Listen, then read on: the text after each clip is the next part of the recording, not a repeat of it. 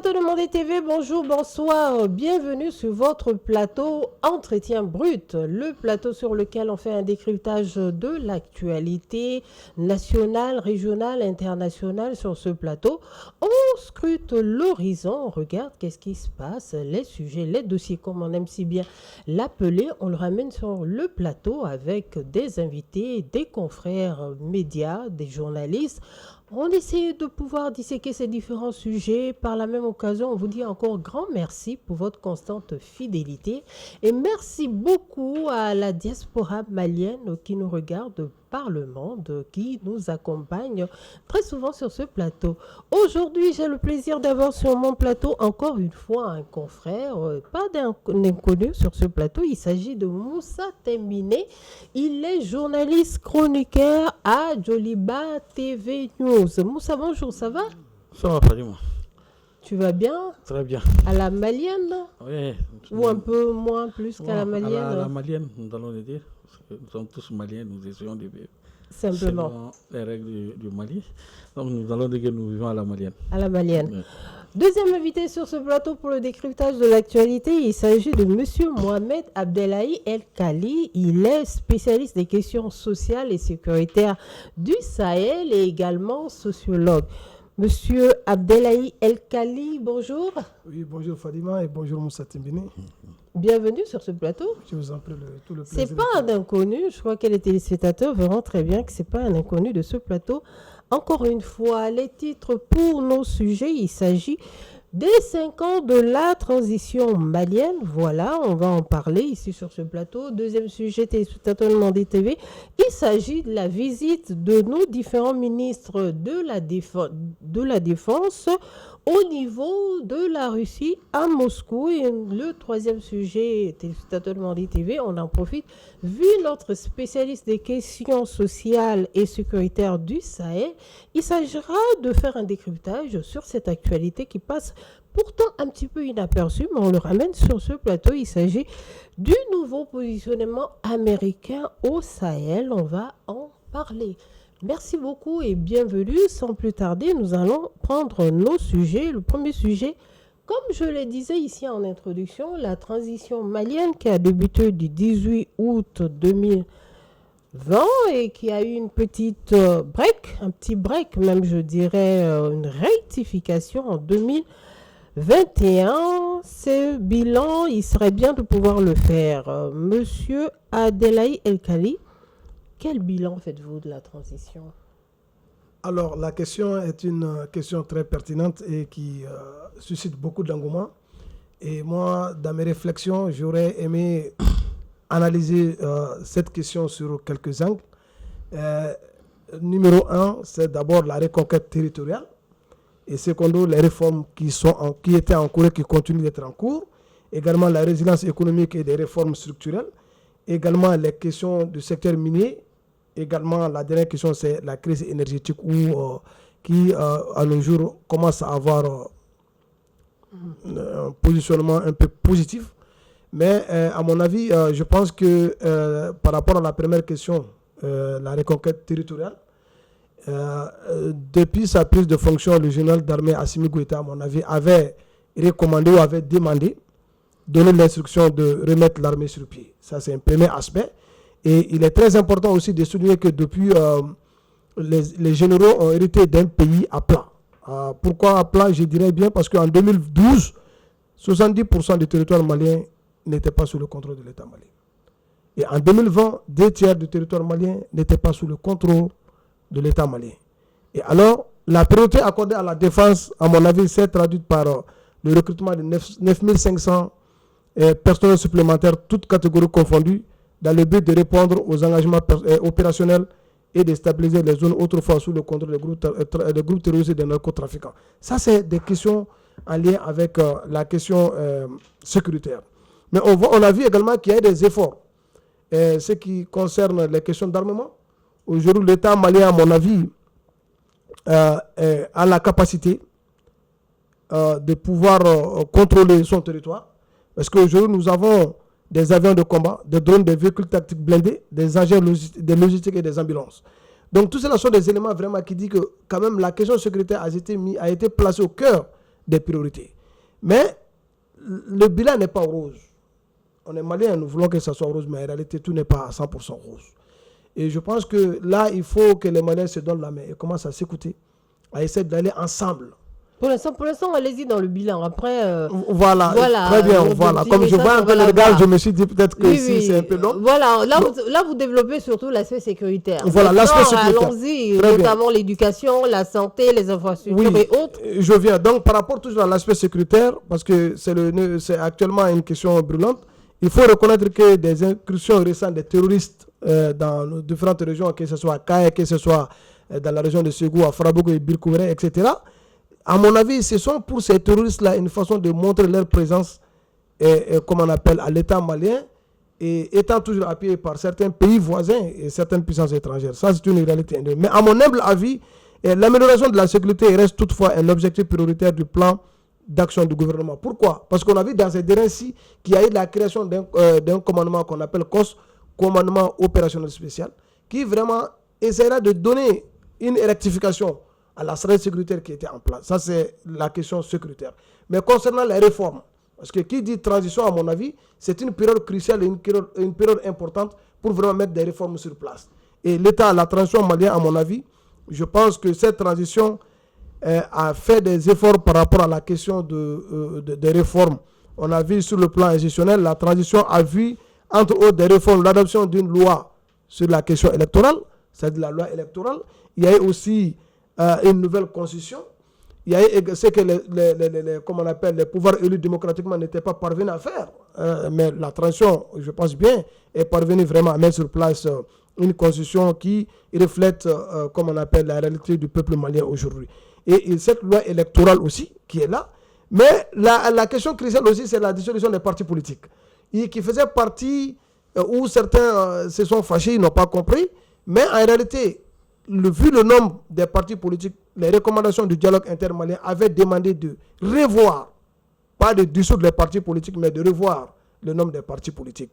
Mais à moi, cela n'engage que moi, c'est un avis personnel.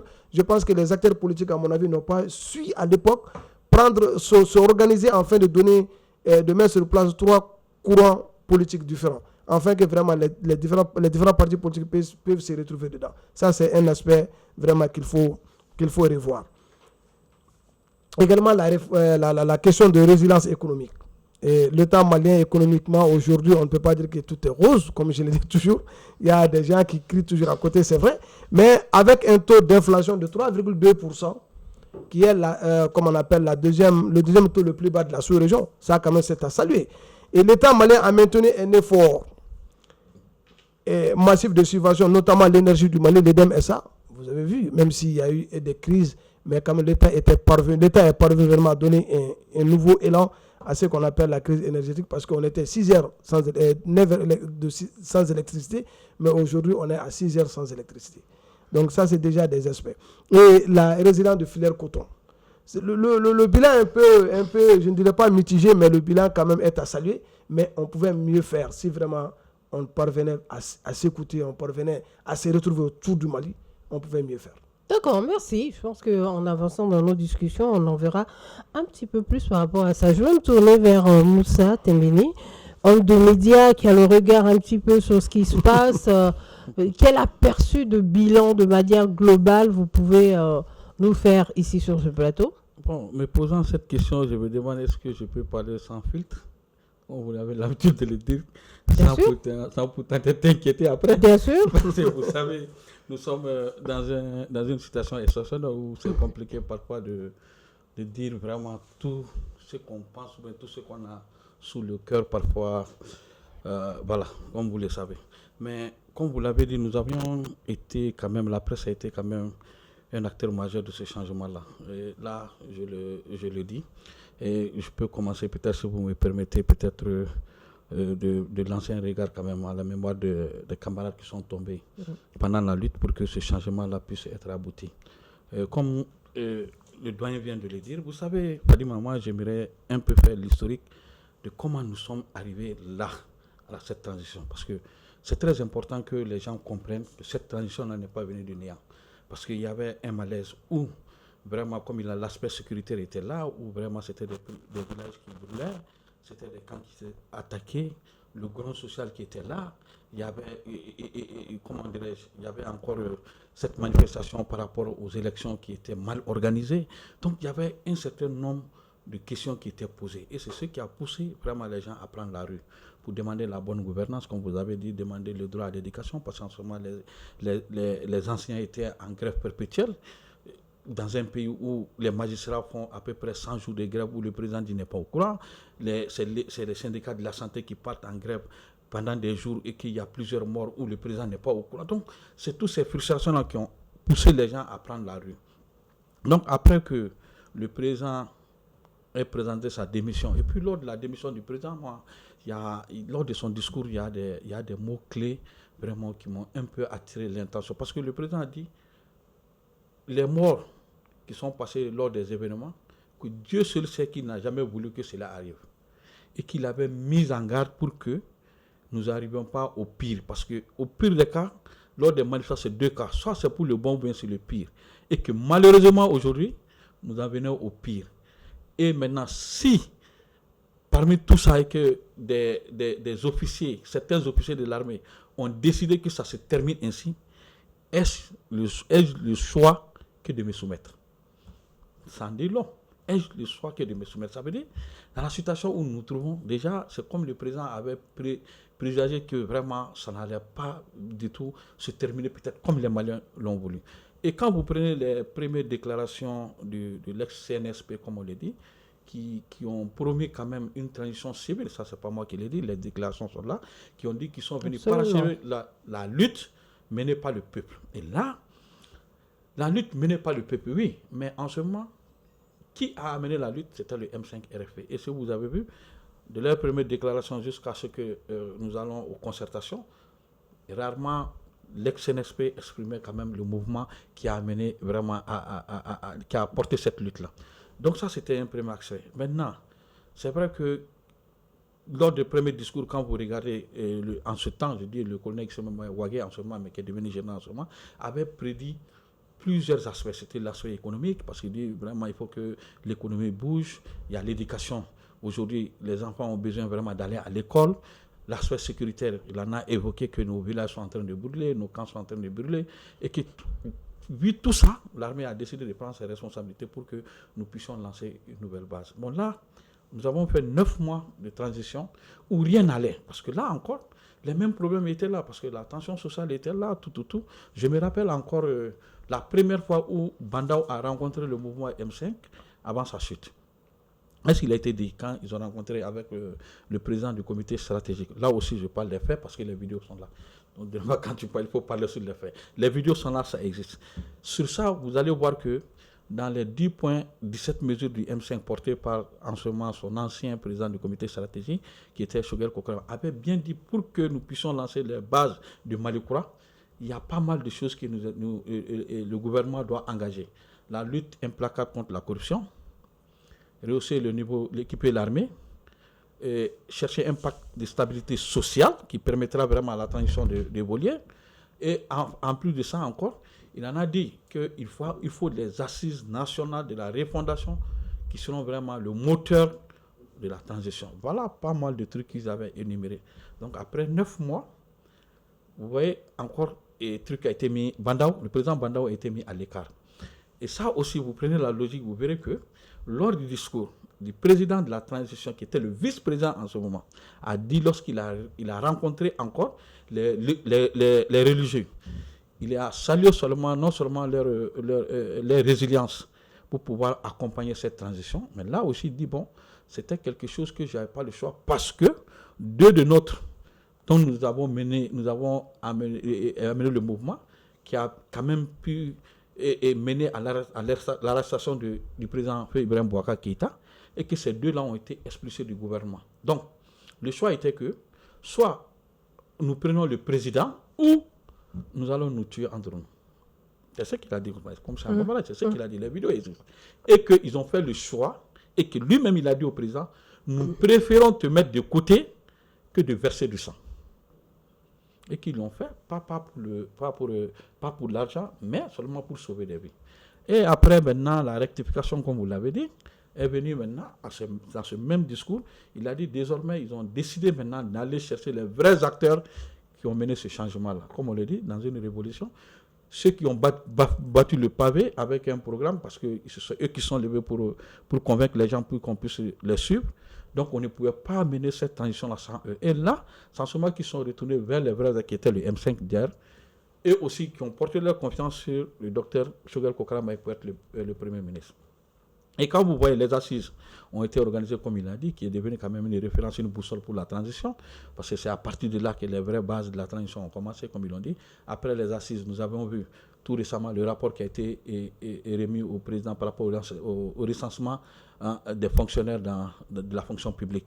Ça a été fait lors de la première phase de la transition, avec à sa tête Ibrahim Ikassa Maïga qui a vraiment fait un boulot colossal par rapport à ça. Et après ça encore, vous avez vu par rapport aux questions de pacte de stabilité sociale, quand ça a été mené lors de la première phase de la transition avec les éléments du M5. Donc ça veut dire le moteur était là. C'est vrai, il y avait beaucoup de blocages, surtout la crise énergétique que vous le dites. Mais c'est là où je dis, par rapport à la crise énergétique, il faut que nous faisions beaucoup attention. Parce qu'il parle d'admiration, oui, mais avant la transition, avant l'avènement de la transition, mais le Mali n'a jamais connu ces genres de coupures. Le maximum, c'était 1 heure.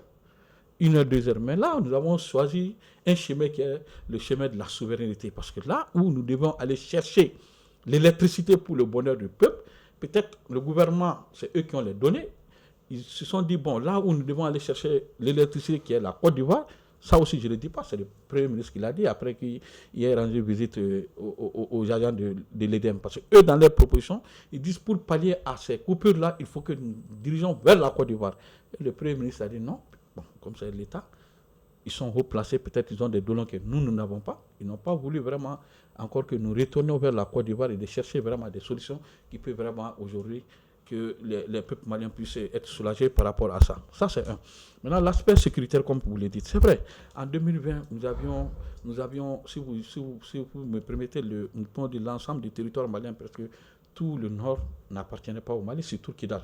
Et là, c'est là où je suis plus heureux, parce que là, Kidal n'appartient pas à l'État malien. Pour que le président même de la République puisse se rendre à Kidal, il fallait payer de l'argent à ces séparatistes-là qui étaient là-bas. Même la sécurité, des fois, c'était même assuré par ces groupes armés-là. Oui, nous avons récupéré Kidal. Mais oui, ça aussi, parce que quand ils sont venus, la priorité, c'était ça. Parce que pour un militaire qui connaît bien le terrain, qui c'est son job, parce que là, aujourd'hui, quand nous parlons de l'aspect militaire, ce n'est pas votre boulot, ce n'est pas mon boulot. Moi, on ne peut pas me mettre sur le front tout de suite pour me dire de mener un troupe, parce que là, je n'ai pas fait ces études, je n'ai pas cette expérience. Là, c'est eux. Donc, ils avaient vraiment la latitude de pouvoir gérer ça, parce que c'était quand même l'élément crucial que le peuple malien attendait. Parce qu'aujourd'hui, quand vous demandez au peuple malien, qu'est-ce qu'ils attendaient, c'était de revoir le drapeau du Mali flotter à Kidal. Perdu en 2012, oui, mais perdu pourquoi? Parce qu'il y a eu un coup d'État qui ne devait même pas y avoir lieu. Un président qui était en fin de mandat, 3 mois après, vous faites un coup d'État. À moins de 72 heures, on perd déjà un quart du territoire. Donc, ça veut dire, Kidal, nous l'avons perdu. C'est vrai, nous avons perdu le quart du territoire par rapport à un coup d'État mené par des militaires. Elle a été récupérée encore par des militaires, donc c'est à saluer. Maintenant, l'aspect sécuritaire que nous disons, c'est vrai, de 2020, nous savons que quand vous demandez aujourd'hui à l'aménagement à Barkhane de partir, ce n'est pas sans conséquence, parce que ces pays occidentaux aussi ne vont pas nous laisser. Et quand vous voyez aujourd'hui l'insécurité, c'est vrai, aujourd'hui c'est Caille, alors qu'avant c'était Mopti, Ségou qui nous parle, mais aujourd'hui nous sommes jusqu'à Caille, c'est de Caille à Kidal. Et les attaques sont simultanées. Donc ça veut dire, non seulement en termes où nous nous renforçons en termes de sécurité, ça veut dire ces djihadistes, comme on dit, ces terroristes-là aussi, avec les sponsors aussi, redoublent plus d'efforts encore pour que vraiment les efforts dont l'armée malienne est en train de construire tombent à l'eau. Par rapport aux équipements, oui, aujourd'hui l'armée est équipée, c'est vrai, elle est équipée, mais moi, par rapport aux questions sécuritaires, je n'aime pas trop m'avancer parce que les questions sécuritaires sont très délicates. Et moi, je l'ai toujours dit, c'est ma conviction, comme vous le dites, moi, je ne suis pas pour ceux vraiment qui font trop de propagande autour de l'armée. Parce que l'armée, elle est très sensible.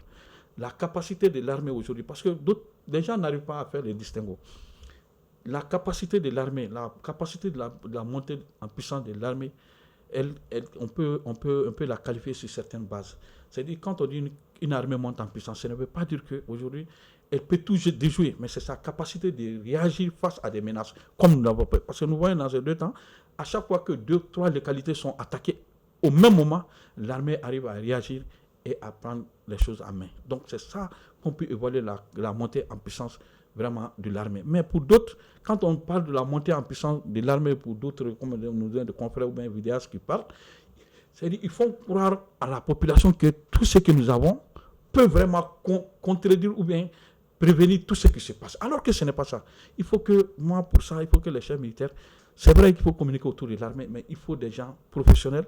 Et c'est pour cela, moi, je suis des gens, pour terminer, pour dire, pour moi, je préfère toujours rester derrière les communiqués de la DURPA, qui est le pan entre l'armée et la population. D'accord. Merci beaucoup. Je pense que sur le plan militaire, les bilans ont été faits de part et d'autre. Il y a quand même un bilan plus ou moins positif sur le plan militaire, sur le plan défense, entre autres la sécurité. Pour la sécurité en tant que telle, la sécurité des citoyens dans les villes et autres, Abdellahi, vous qui connaissez très bien la question, aujourd'hui, est-ce que le bilan au niveau de la sécurité des citoyens en tant que tel, de manière individuelle, elle est quand même assurée, elle est positive? Moi, à mon avis, elle est positive. Pourquoi? Parce que qui dit sécurité individuelle ou qui dit question sécuritaire, il faut d'abord savoir nous sommes dans quel contexte. Nous sommes dans un pays en conflit, nous sommes dans un pays en guerre, et on ne peut pas avoir des coins où il n'y a pas de conflit. Il y aura toujours des bourgeois de gauche à droite, il y aura toujours des groupuscules, c'est-à-dire narcotrafiquants et terroristes qui essaieront vraiment de faire un peu mal, de porter un coup à l'État. Mais ce qu'il vient de dire, c'est vrai, cette réactivité de l'État, afin de répondre à des attaques ou à des coups de main des terroristes, c'est des valeurs qu'il faut valoriser aujourd'hui, c'est des acquis qu'il faut concrétiser. Donc moi, à mon avis, la sécurité des individus dans nos villes est assurée. Pourquoi? Parce que quand vous voyez que l'État parvient même à faire des couvre-feux à Ségou, parvient à faire des couvre-feux à Koutchala, c'est des valeurs qu'il faut vraiment, des acquis qu'il faut mettre en valeur. Ça veut dire quoi? Quand vous dites c'est des acquis, ça veut dire qu'il faut que ça s'étende davantage ou bien... Non, c'est pas que ça s'étend, ça veut dire... Est-ce que c'est pas aussi un mauvais signal comme quoi la sécurité a quand même quelques failles? Moi, à mon avis, on ne doit pas arriver à des couvre-feux en temps normal. Je pense bien... Oui, parce que je vous dis que nous sommes en conflit. Donc, je pense bien souvent qu'il faut remettre en cause, c'est-à-dire notre, comme on appelle, horloge sécuritaire, notre portefeuille sécuritaire. C'est ce qui est là aujourd'hui, c'est ce qui les a poussés à aller vers ce qu'on appelle le COS, le commandement opérationnel spécial. Ça, c'est très important parce que quand vous voyez ce commandement-là, les éléments qui sont dedans, les 4 piliers qui sont dedans, directement, on va vers la positivité de la question sécuritaire. Je pense qu'on est en train de voir, comme on appelle l'œil, comme on appelle le réveil, c'est-à-dire la prise en charge de tout ce qu'on appelle les problèmes sécuritaires. D'accord, on va aller sur ce chapitre-là quand même qui intéresse beaucoup les Maliens, c'est la gouvernance économique. Voilà. Je voulais juste répondre un peu à l'aspect sécuritaire. Okay. Comme il a dit, c'est-à-dire il faut que les gens comprennent que nous sommes dans une guerre asymétrique où le visage de l'ennemi n'est pas connu. Mais ça veut dire pour moi, les couvre-feux, ça veut dire que les couvre-feux n'annoncent pas quand même de bonnes nouvelles parce que quand vous attendez du couvre-feu, c'est que ça veut dire que ça ne va pas. C'est un mauvais signal en tout cas. Il y a des inscriptions qui sont là et que vraiment ces couvre-feux-là viennent, c'est juste pour qu'en un temps record, à partir de telle heure à telle heure, personne ne doit circuler. Donc ça permet encore aux forces armées de pouvoir mieux cerner le danger. Donc à chaque localité que vous verrez que le couvre-feu est instauré, vous verrez que peut-être ce sont des attaques imminentes qui sont passées dans ces zones-là. Et là, pour l'aspect sécuritaire, moi, pour que nous puissions avancer dans ça, je pense que l'État doit avoir un mécanisme pour encore impliquer plus davantage la population. C'est vrai, le renseignement du gouvernement, l'État a ses renseignements, mais le renseignement humain est très capital dans une guerre, surtout une guerre asymétrique. Parce que là, le visage de l'ennemi n'est pas connu. Et bon, dans les grandes villes, on se connaît tous. Tu verras que toi, je connais Fadima connaît avec qui. Donc, quand il y a une nouvelle tête, directement, avec ces renseignements, ça peut aider encore les forces de défense vraiment à lutter contre cette insécurité-là. Et je pense que c'est sur ça que l'État doit travailler vraiment à ce que la population puisse impliquer davantage, surtout dans le renseignement, afin que nous puissions vraiment vaincre cette guerre-là. Sinon, l'État seul avec ses renseignements, seul avec ses fusils, ça serait très difficile d'abattre un ennemi qu'on ne connaît pas son visage. D'accord, je ressens pour rebondir, c'est pourquoi j'avais proposé en 2020 une stratégie sécuritaire dénommée stratégie sécuritaire citoyenne. Et j'avais remis aux journalistes Sako de l'URTM à l'époque pour vraiment toucher les autorités avec ça. C'était quoi? Je voulais qu'on s'appuie sur les chefferies traditionnelles afin qu'on puisse vraiment avoir des renseignements. Parce qu'ils sont dans leur village, dès qu'une nouvelle tête rentre, ils sont les premiers à être informés. On va avancer, cher monsieur, si vous le voulez bien. On va rester sur le bilan économique. Parce que, voilà, c'est bien, c'est ça. Mais la transition aujourd'hui sur le plan économique, est-ce qu'il y a eu réellement des avancées probants? Je vais commencer par vous, Moussa. Ok, bon, vous savez, le bilan économique, nous pouvons dire qu'elle est un peu amère. Tant que l'État essaie de faire ses efforts pour que l'économie puisse être relancée. Vous savez, nous sommes dans un pays où l'économie informelle pèse beaucoup. Si vous voyez, moi j'ai l'habitude de dire, si vous voyez que le Mali a même pu tenir l'embargo, c'est parce que ceux qui travaillent dans l'informel pèsent beaucoup sur l'économie de ce pays-là. Et quand on parle de l'économie informelle aujourd'hui, mais le cas de l'électricité, combien d'entreprises aujourd'hui sont fermées parce qu'il y a la crise de l'électricité. Aujourd'hui, combien d'entreprises sont en train d'être fermées parce que aujourd'hui ces entreprises-là n'ont plus le moyen aujourd'hui vraiment de même payer les salariés. Donc ça veut dire tout ça, ça contribue. Donc moi je pense que l'économie, nous n'avons pas dit que tout est rose. C'est vrai, l'État fait ce qu'il peut, comme il vient de donner des chiffres aujourd'hui, mais l'État fait comme il peut pour vraiment relancer l'économie. Et surtout, la dette intérieure, là, elle est importante. Moi, je pense qu'il faut que le gouvernement puisse réfléchir à avoir peut-être un moyen de relancer encore cette économie nationale pour que vraiment nous puissions s'en sortir. Sinon, pour moi, aujourd'hui, l'économie n'est pas quand même satisfaisante à 100%. L'économie, par rapport aussi avec l'aspect qu'on doit avoir, le manque d'investisseurs au Mali. Oui, moi, c'est mon dernier point que j'aurais aimé évoquer. Ben, si vous voulez, on va en parler. Oui, moi, je pense que la question économique, il faut voir, il faut jeter un regard à Ségou. C'est-à-dire, je parle de Comatex de Ségou, qui a été relancé. Et on a aussi vu que le secteur privé, le fonds de garantie du secteur privé a été appuyé qui est passé de 20 à 28 milliards de francs CFA. Et comme on appelle, assurant la création de 17 000 emplois. Ça, c'est déjà des faits qui sont là. Mais aujourd'hui, en réalité, on ne peut pas dire que l'économie est rose. Mais il y a la création de 17 000 emplois, mais il y a aussi une perte de pas mal d'emplois. Il y a une grande perte d'emplois. Aujourd'hui, quand on parle, il y a la question de l'électricité, même la question d'insécurité. Beaucoup d'entreprises sont parties quand même. Oui, la question... Et pas très loin, hein, dans les pays voisins. On a vu beaucoup d'entreprises maliennes fermer la porte pour se retrouver en Côte d'Ivoire ou bien au Sénégal, aux abords ici. Oui, il y a cette question d'investisseurs parce que c'est pourquoi moi je veux que l'État malien essaie de faire une rencontre sous-régionale afin vraiment de relancer. Ça, ce sont des recommandations, mais pour l'instant, on est à la phase bilan. Le bilan, on doit faire cette lecture de bilan. Le bilan économique, aujourd'hui, il est comment? La question économique est en rouge, en réalité, à mon avis. C'est dans le rouge. Ça veut dire que les 5 ans de transition, il n'y a pas eu réellement... Non, il y a eu des avancées, mais ces avancées... Sur certains secteurs. Dans certains secteurs, sur certains secteurs, mais en réalité, ces avancées ne nous permettent pas de dire que l'économie est en rose. Donc, il faut vraiment pousser. Et on pouvait mieux faire, en fait, en réalité.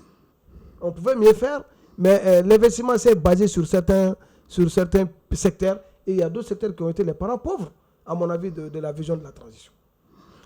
D'accord. Et surtout dans un moment où, vous savez, la question économique elle est très cruciale. Parce que vous voyez maintenant le mode opératoire de ces djihadistes, ces terroristes-là, c'est d'affaiblir vraiment la question économique. Oui. Parce que vous voyez, maintenant, ils s'attaquent maintenant aux usines industrielles. Oui. Vous voyez à Caille, combien d'usines industrielles ont été incendiées.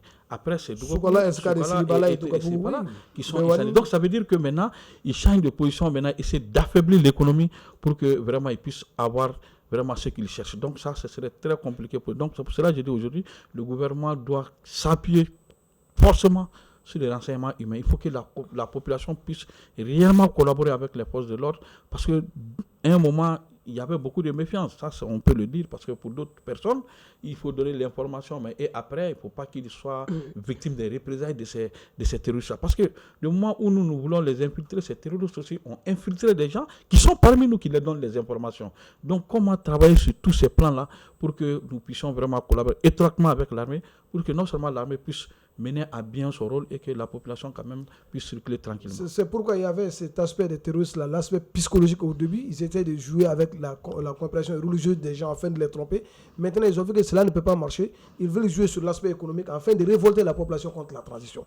Mais je pense que c'est un message qui est là, que la transition doit prendre en compte, d'essayer vraiment d'expliquer, c'est-à-dire l'impact de ces attaques-là sur les infrastructures économiques. Oui, mais c'est ce que j'ai dit. L'argent n'aime pas le bruit. Pour quelqu'un qui veut financer peut-être des usines, quand il voit que ceux qui sont déjà là ne sont pas protégés, ou bien ceux qui sont là, mais on me le dit, l'argent n'aime pas le bruit, donc ça empêche même les investisseurs aussi de venir investir. L'objectif, c'est ça. On y va sur un autre chapitre, il s'agit du chapitre social. Est-ce qu'au niveau social, les infrastructures de base, les Maliens arrivent réellement à avoir accès aux soins de santé, avoir accès avec le minimum, on pourra dire? Quand vous dites, parce que moi, à mon avis, ici au Mali, c'est une réalité, le Mali n'est pas... Je me retourne vers vous parce que vous êtes quand même spécialiste des questions sociales. Oui, à mon avis, le Mali n'a pas une politique nationale qui prend en compte, c'est-à-dire qui prend en charge la santé des populations à 100%. Ça, il y a une politique, mais elle n'est pas efficace. Efficace à 100%. Okay. Aujourd'hui, je pense qu'on peut améliorer, comme vous dites, ça ne veut pas dire comment c'est une analyse personnelle et que c'est là langage que moi. Mais je pense qu'aujourd'hui, on a aussi vu, c'est-à-dire la volonté du chef de l'État, vraiment de donner des panneaux solaires à certains centres de santé, également d'appuyer le secteur sanitaire en faisant des réformes. C'est des avancées qui sont là, mais en réalité, il reste toujours grand pas à faire. Moussa? Oui, vous savez, par rapport à ces... Comme il vient de le dire, au Mali, nous avions été toujours confrontés vraiment à ce genre de situation, même sous la transition. Nous avons vu tout récemment des vidéos qui ont fuité pour une dame qui disait qu'il est venu en urgence avec son enfant et que la prise en charge a été négligée. La vidéo était très virale et sur les réseaux tout récemment. Ça veut dire, moi, je pense que l'État aujourd'hui doit vraiment mettre, comme le ministre de la Santé, Madame le ministre de la Santé, elle fait beaucoup, elle fait de son mieux, mais ça veut dire, Fadima, en tant que responsable, vous n'allez pas descendre dans tous les secteurs pour vérifier les gens. Moi, je pense que c'est les gens qui ont prêté serment pour ces gens de boulot, c'est eux qui doivent avoir la conscience pour savoir qu'est-ce qui les a menés à faire ce boulot-là. Et puis surtout, ici, c'est ça qui nous manque aujourd'hui, parce que nous avons dit le Malien est trop emporté par le gain. Aujourd'hui, quand tu n'as rien, d'après les gens, quand celui qui est pauvre n'a pas droit à la santé. Et vous voyez des réformes qui sont en train de se faire aujourd'hui pour que tous les Maliens puissent bénéficier quand même de l'assurance maladie, tout ça. Mais je pense que le gros travail, c'est vraiment de pouvoir conscientiser ceux dont l'État recrute pour mettre dans ces centres de santé. Maintenant, par rapport à l'eau, aujourd'hui, c'est vrai, il y a beaucoup qui a été fait, comme le président Feu ATT le disait, quand il venait, aujourd'hui, quand vous venez au central de Kabbalah, tout ça, c'est des améliorations. Mais je pense qu'aujourd'hui, l'État doit faire en sorte que, même à Bamako, aujourd'hui, il y a des endroits où l'accès d'eau est très difficile.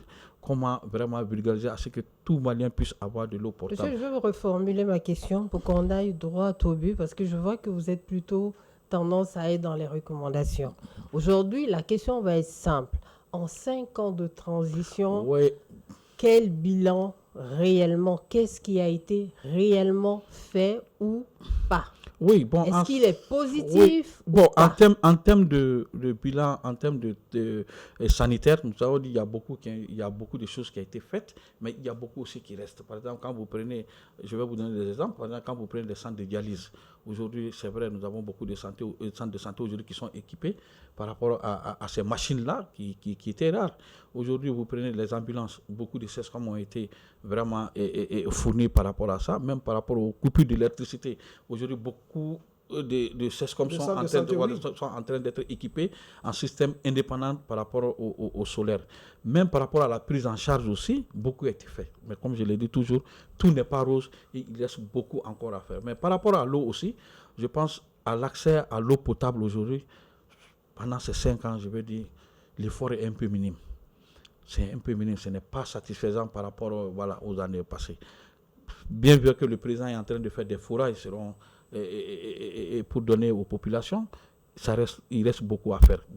Les efforts sont en train de se faire, mais par rapport aux besoins même de la population, nous pouvons dire que les besoins sont plus forts que vraiment ce qu'on les propose. Et je pense que là, il faut que l'État s'y mette pour que vraiment tout le monde puisse avoir accès non seulement à l'eau potable, à la santé et surtout la question de l'électricité.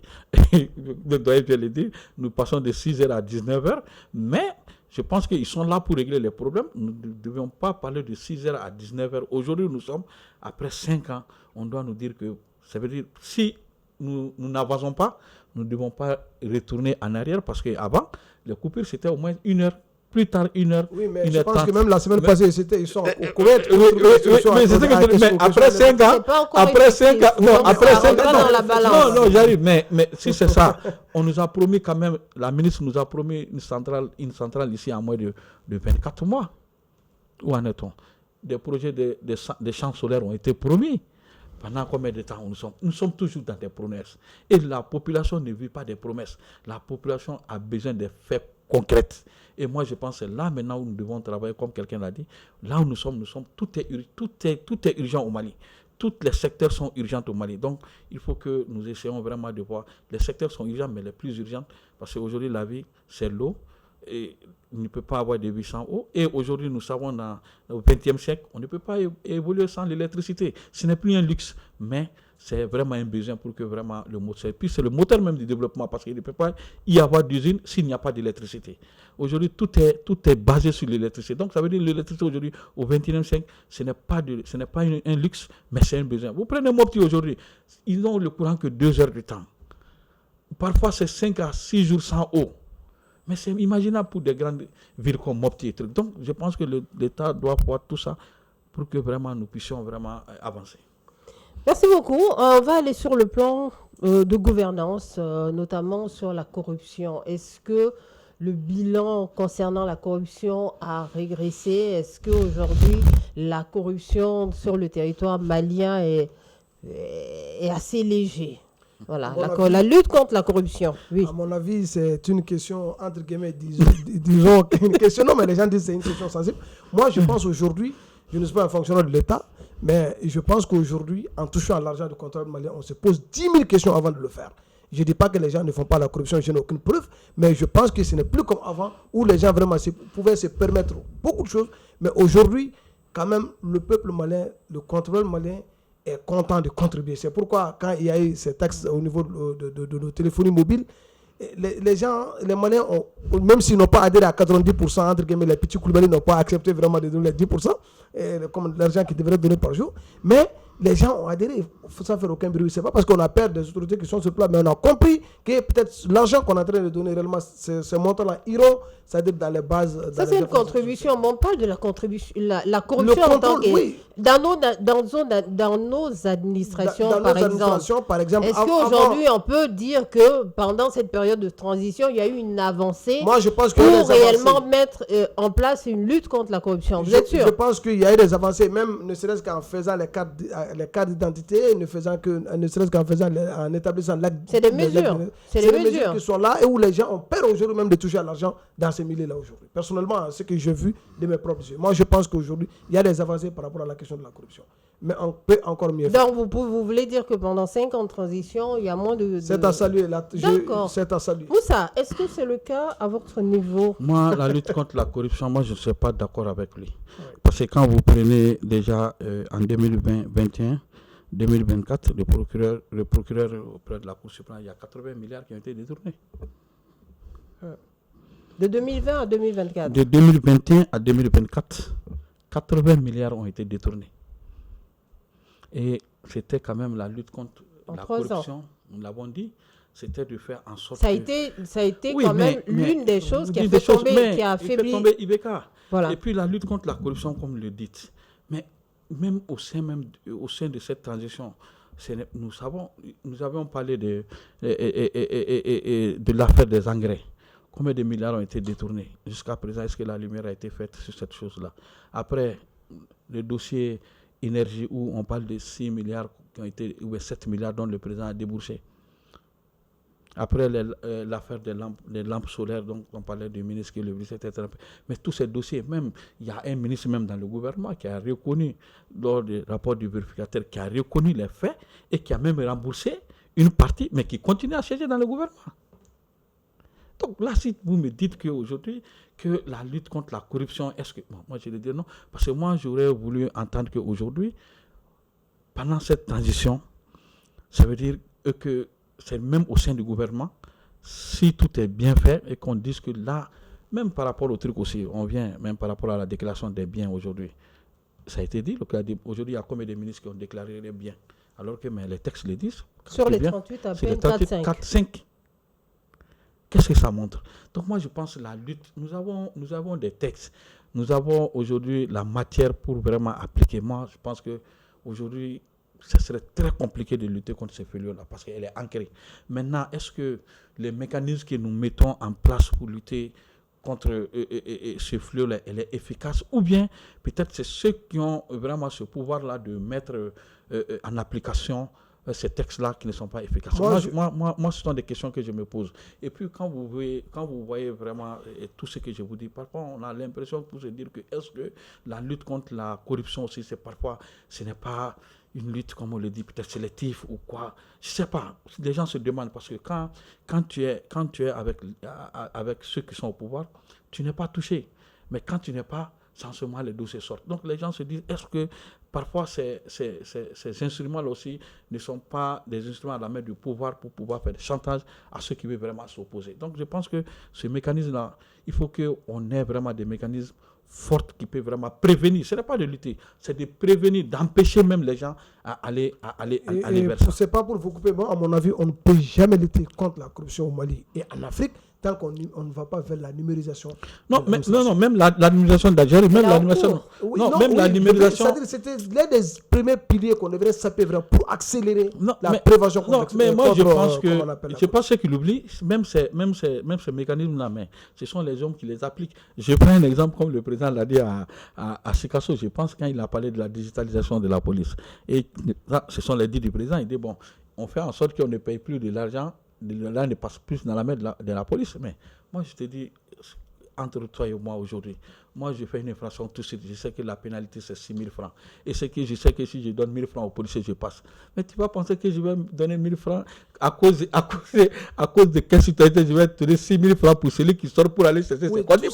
Donc moi, je pense que pour qu'elle soit plus efficace, il faut que l'État, cette digitalisation, il faut qu'elle ait un mécanisme qui permet de vraiment ajuster les choses. Pour savoir que tout de suite, moi je sais tout de suite, si moi je fais une infraction et que l'infraction fait 1 000 francs, au lieu de donner aux policiers, mais je préfère payer ça directement par ça. Oui, ça c'est une question d'éducation. Voilà. Il faut éduquer le peuple, la population par rapport à ces questions. Par exemple, la question de la salubrité, par exemple, tu vas au Ghana, tu descends à l'aéroport, mais tu prends de l'eau Diago, l'eau bouteille, là tu bois, tu as honte toi-même de jeter ça.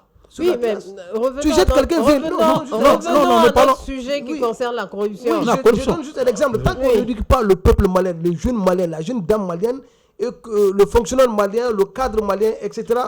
Mais qui doit le faire? Qui doit le faire? Je termine. Ok, donc ça veut dire que c'est un bilan plutôt négatif. Oui, moi je termine. La question de la corruption, à mon avis, c'est pas négatif tant que les gens ont peur de participer à la corruption. Non, je termine par rapport à ce qu'il a une question dont il a abordé.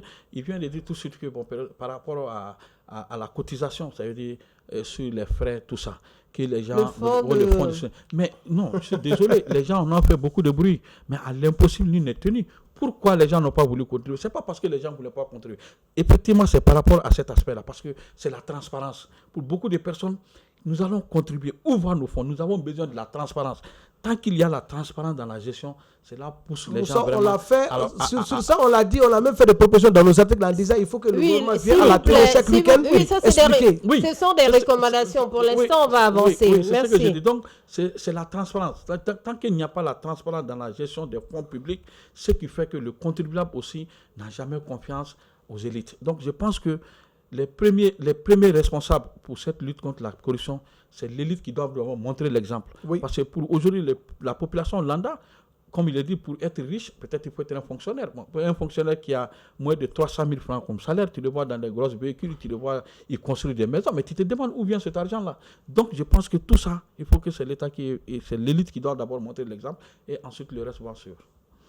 D'accord, monsieur, on va aller sur un autre plan, le plan juridique. Voilà, est-ce que la justice aujourd'hui au Mali, elle est plus forte, elle est plus crédible? Est-ce que l'injustice prévaut toujours au niveau du Mali, parce que c'était sûrement l'un des mots, et puis d'ailleurs, c'était ce qui était reproché pendant la gouvernance de Ibeka. Voilà, on disait que la justice était instrumentalisée. Est-ce qu'aujourd'hui, la question, je vais vous la poser ici aussi simple, pendant ces 5 ans de transition, est-ce que l'injustice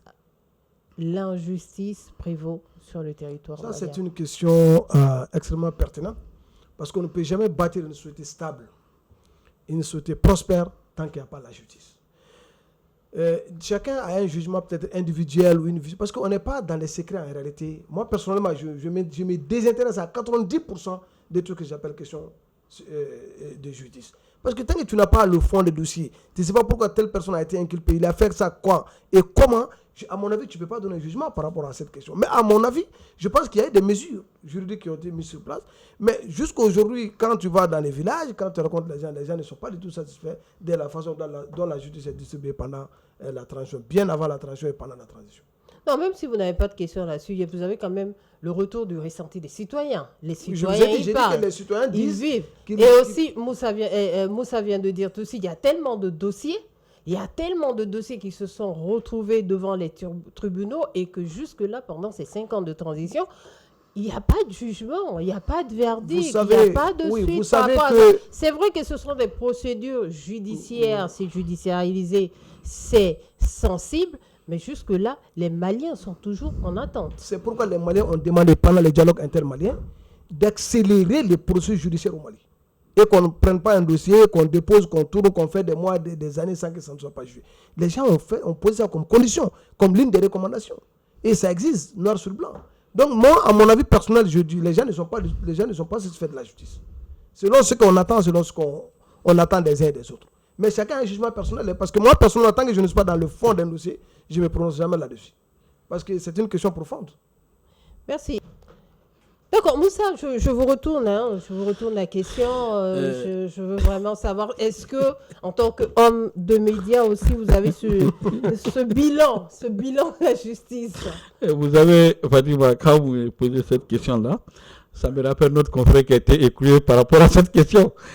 Parce que, vous savez, tout de suite, un journaliste vient du procès, il a été condamné par rapport à cette question de justice-là. Donc, nous, tout ce qui concerne la justice, généralement, on se méfie. Parce que là, elle est très complexe. Parce que tu es là, tu te prononces sur quelque chose où ce sont les syndicats qui peuvent plaindre. Oui, mais le ressenti de oui, la le ressenti, oui. population, Moi, je vais me baser sur des faits. Le ministre de la Justice, tout récemment, est sorti, a dit, c'est-à-dire les Maliens, maintenant, ont plus confiance parce que c'était 30% et aujourd'hui, on est à 72%. Et que 72% des Maliens ont vraiment confiance à la justice. Ça, c'est l'idée du ministre de la Justice.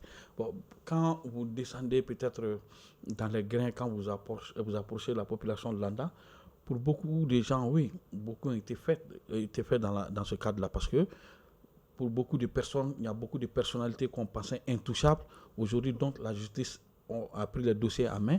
Et donc, ces gens-là sont en train d'être jugés. Parce que quand vous retournez peut-être 5 ans ou 4 ans en arrière, il y a beaucoup de personnes qu'on pensait que peut-être qu'ils ne peuvent même pas être interpellés à ce sujet-là. Oui, la justice, beaucoup est en train d'être fait comme celui l'a dit, mais c'est un domaine qui est très complexe. Le temps de la justice n'est pas le temps des hommes, parce que des fois on est pressé. Bon, quel qu'en soit aussi les faits, quand la justice tranche, il y aura toujours un mécontent. Mais, quel qu'en soit aussi, il faut qu'on ait dit parfois, parce que pour certains aussi pensent que la justice, elle est instrumentée vu certaines décisions pour certaines personnes. Bon, la justice, elle a ses méthodes de travail. Tout le monde ne peut pas être au même longueur d'onde, comme il a dit. Tu as un dossier, tu ne sais pas qu'est-ce que le dossier contient. Donc, c'est seul au juge quand même d'apprécier. Mais ce qui est indéniable, c'est que les gens doivent comprendre, parce que là, les gens n'arrivent pas à faire les distinguos. Parce que la justice, c'est plusieurs étapes. Le procureur peut t'interpeller pour un sujet. Donc, le procureur seul a le droit peut-être de te mettre sur mandat de dépôt le temps que le juge d'instruction finit vraiment l'instruction du dossier pour comparaître devant un juge. Bon, le temps dont on te met sur mandat de dépôt, les Maliens ont distingué, te disent tout de suite que tu es coupable. Les gens, c'est ça le problème. Et en ce temps, on l'avait dit, c'est-à-dire les mandats de dépôt nous avons toujours dit, ça a été toujours quand même la demande, c'est pour cela lors des dialogues, même lors de la nouvelle loi de la justice, la réforme, on dit maintenant c'est 3 juges qui peuvent maintenant décerner le mandat de dépôt. Mais je ne sais pas si elle est rentrée en applicabilité ou pas, parce que c'était la forte demande. Parce qu'avant, le procureur seul pouvait te décerner un mandat de dépôt.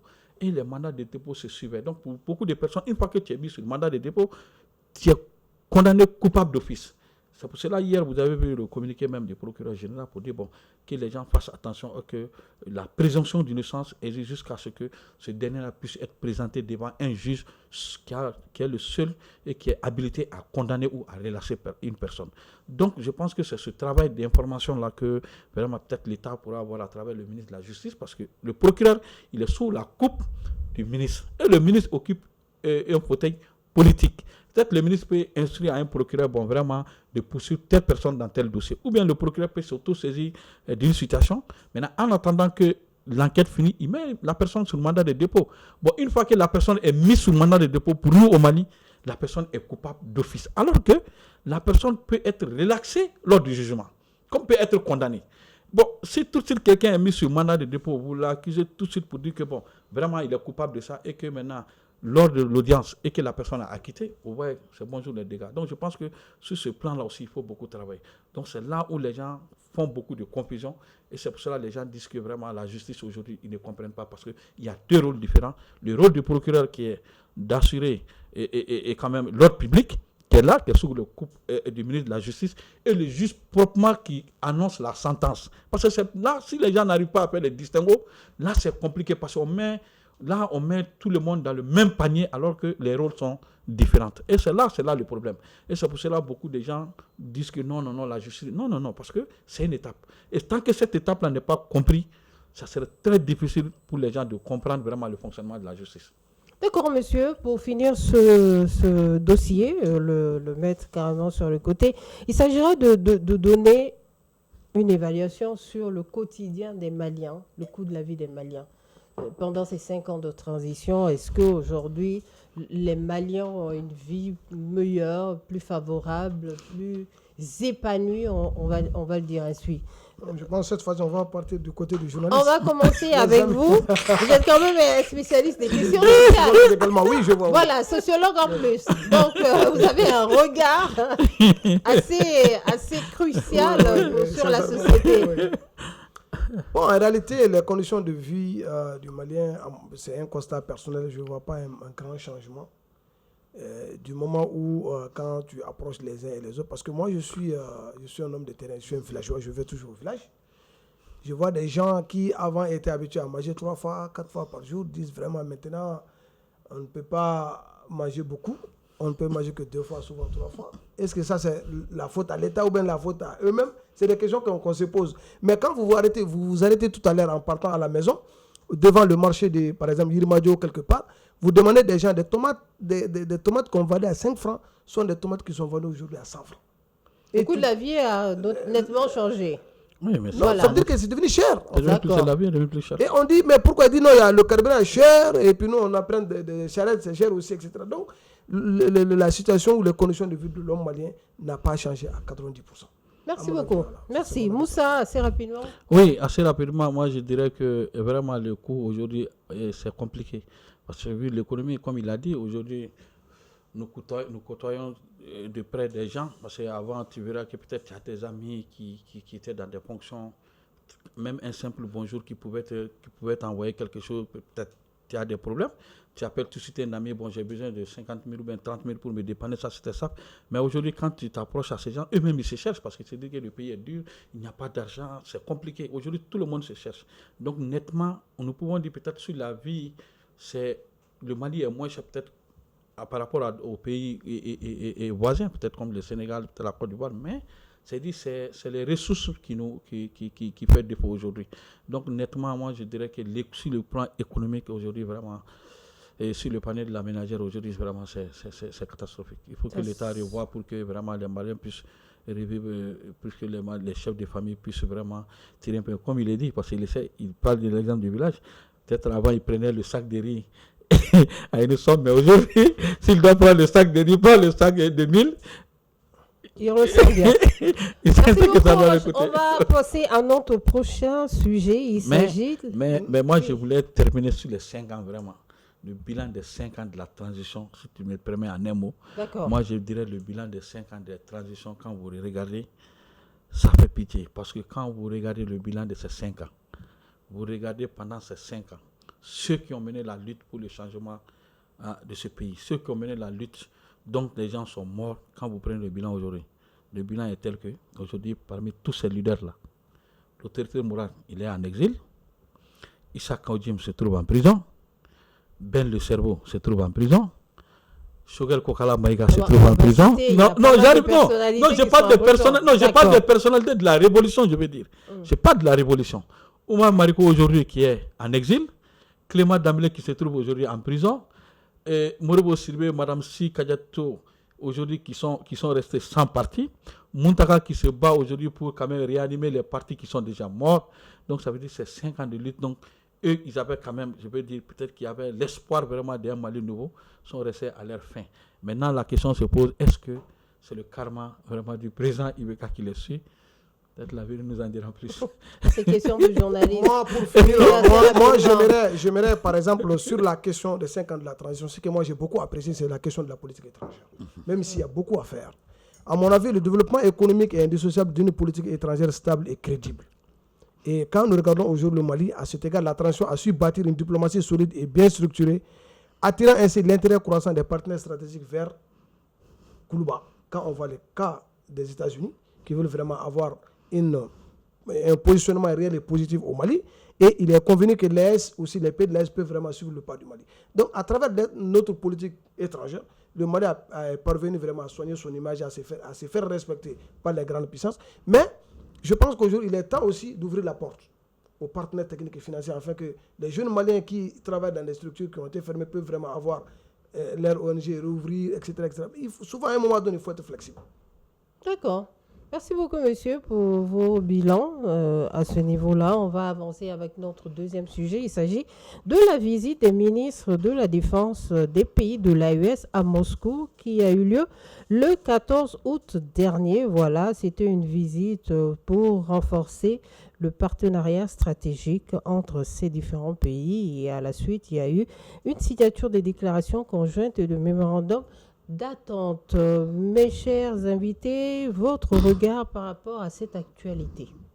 Comme le doyen veut que tu commences par moi, il n'y a pas de souci.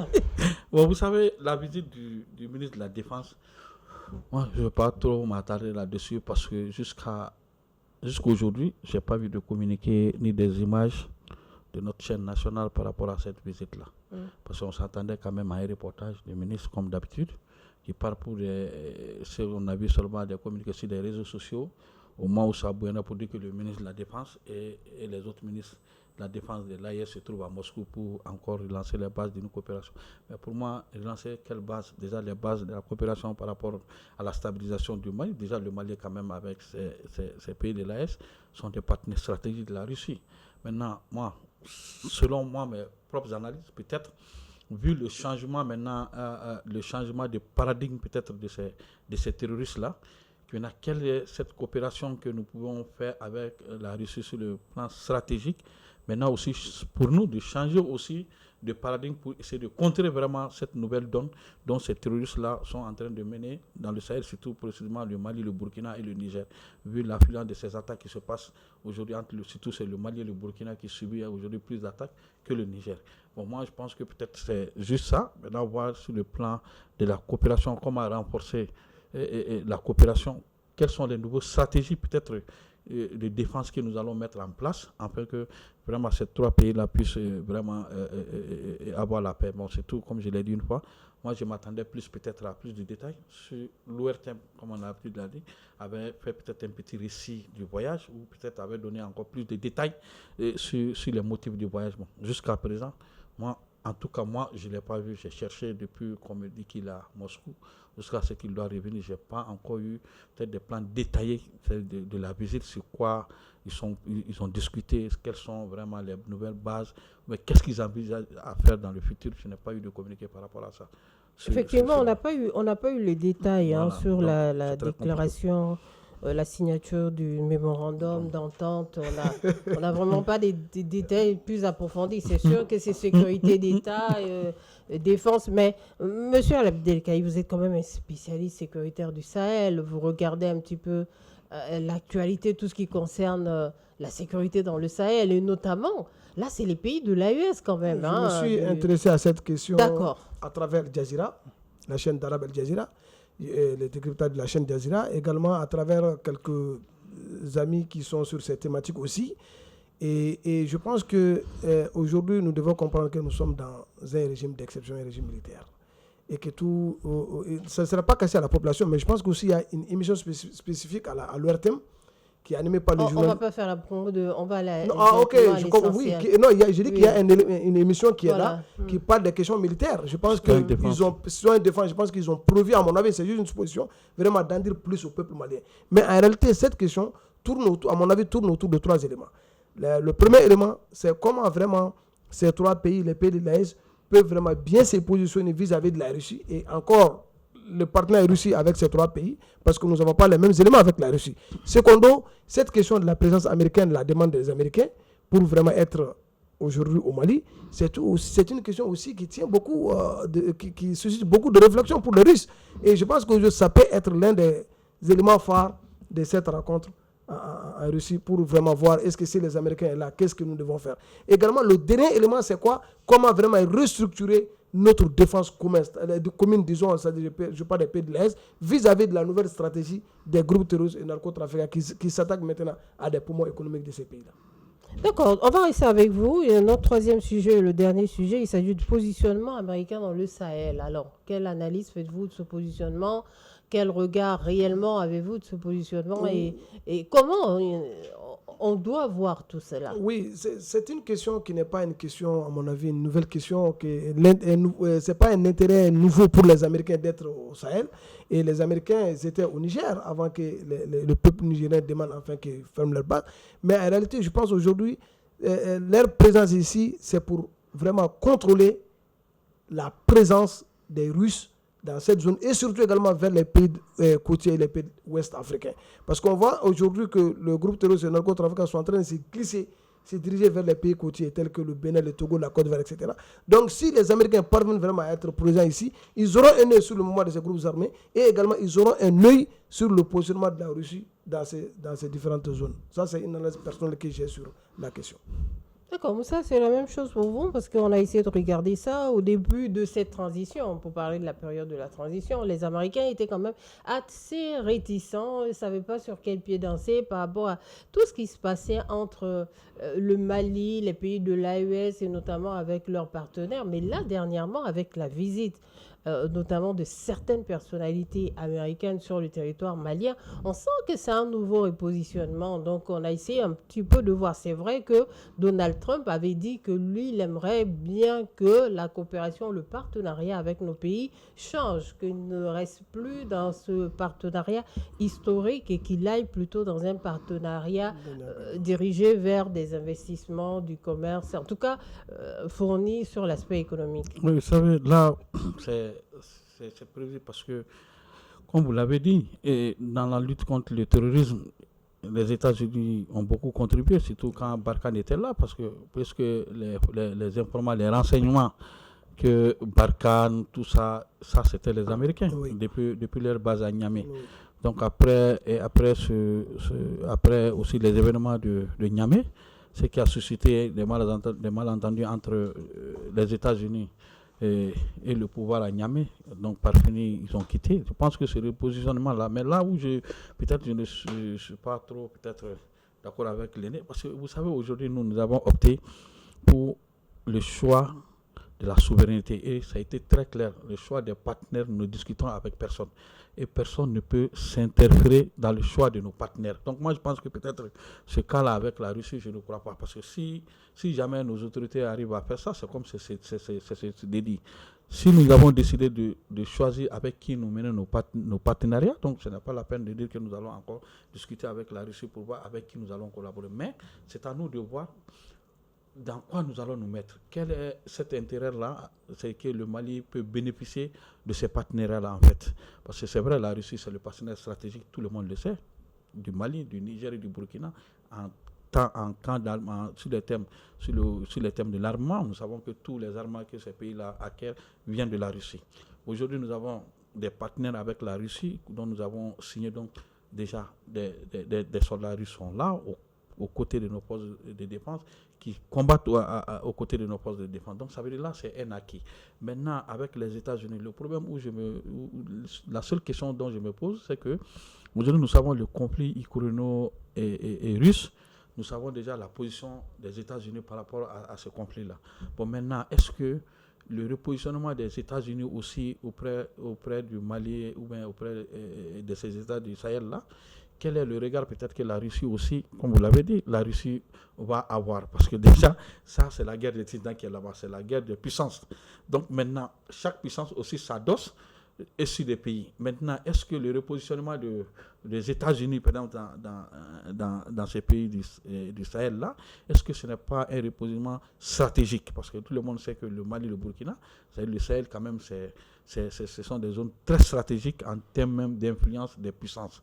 Maintenant, est-ce que le départ de ces Américains-là, peut-être après analyse, ils ont vu que perdre le Sahel aujourd'hui, quand même, c'est perdre aussi la main sur le monde. Maintenant, est-ce que ce repositionnement n'est pas un repositionnement stratégique? Maintenant, si c'est le cas, maintenant, quels sont les bénéfices que le Mali peut en tirer, ou bien quels sont les bénéfices que ces trois pays-là peuvent en tirer maintenant? Parce que maintenant, c'est très stratégique. C'est les États-Unis qui cherchent maintenant à venir. Non, ces pays-là qui vont vers les États-Unis. Maintenant, parfois, comme on l'a dit, il faut parfois se servir de la force de ton ami et principal pour abattre un ennemi secondaire. Maintenant, est-ce que ce repositionnement des États-Unis aussi aujourd'hui, en termes de renseignement, nous savons qu'ils sont très forts en termes de renseignement, qu'est-ce que nous pouvons en tirer en fait vraiment pour pouvoir lutter efficacement contre ces terroristes-là? Donc moi, ce sont ces mille et une questions que je me pose chaque jour. Donc je pense que c'est la fructueuse, mais c'est aux autorités de voir est-ce que c'est bénéfique pour nos États ou pas.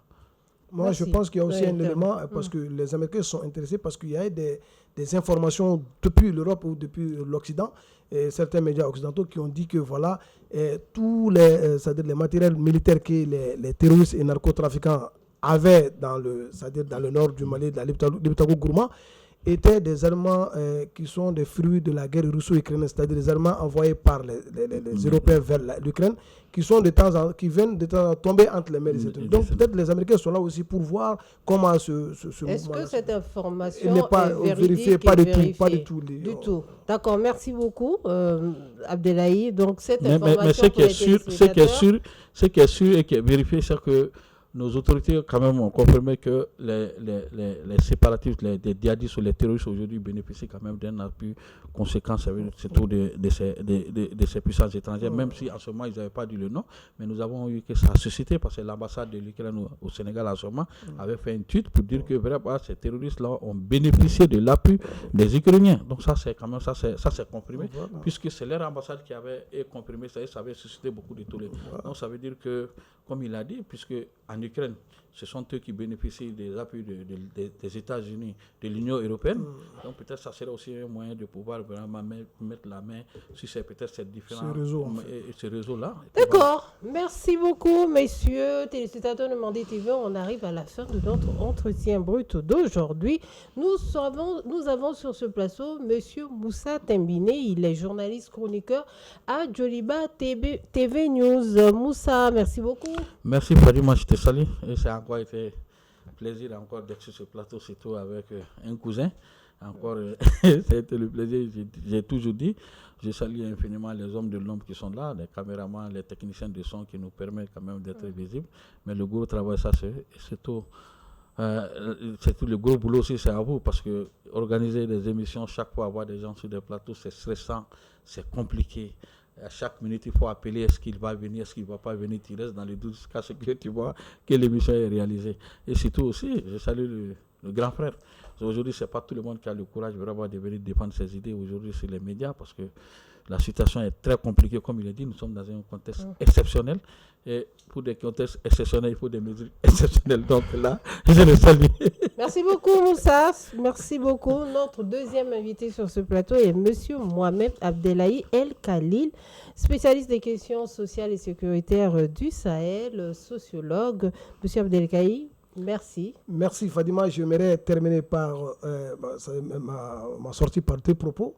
Un premier propos, c'est pour dire que les défis sécuritaires du Mali, qu'ils soient sécuritaires, politiques ou économiques, ne pourront être surmontés que par une action collective. Et comme nous dit-on, si tu veux marcher vite, marche seul. Si tu veux marcher loin, marcher avec les autres. Donc la prospérité et la paix naissent de la collaboration. Sans cette solidarité, le pays ne prendra jamais perdra son équilibre. Donc on appelle ici à travers votre plateau tous les enfants du Mali de se donner la main afin qu'on puisse vraiment avoir la stabilité sociale. Ok, merci beaucoup pour cette interpellation de cohésion sociale qui est impérative. Téléspectateurs de Mandé TV, merci beaucoup de votre fidélité. Je salue encore une fois la diaspora pour leur fidélité à ce plateau. Entretien brut. On se dit à la prochaine pour un autre décryptage de l'actualité. Et restez sur les ondes de Mandé TV. Allez-y également sur nos pages YouTube, Facebook, Mandé TV Reflet du Mali. On se dit à la prochaine. Merci à la régie qui a enregistré cette émission d'aujourd'hui. À la prochaine.